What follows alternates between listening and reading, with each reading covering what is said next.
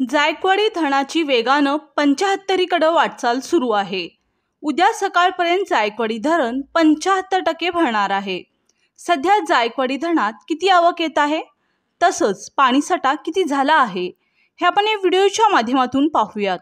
त्याआधी आपण जर आपल्या हक्काच्या हॅलो बळीराजा या चॅनलला सबस्क्राइब केला नसाल तर लगेच सबस्क्राइब करा, जेणेकरून आमचे अपडेट तुम्हाला लवकरात लवकर मिळतील।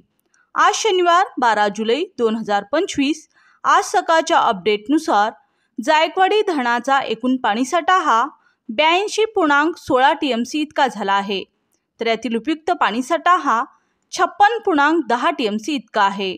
सध्या जायकवाडी धरणात 20,291 क्युसेकने आवक येत आहे। कालच्या तुलनेत आज आवकमध्ये किंचित घट झाली आहे, तर आजच्या आकडेवारीनुसार जायकवाडी धरण 73.19% भरलेला आहे। 1 जून पासून आज 12 जुलैपर्यंत जायकवाडी धरणात 35 TMC पाणी जमा झालं आहे।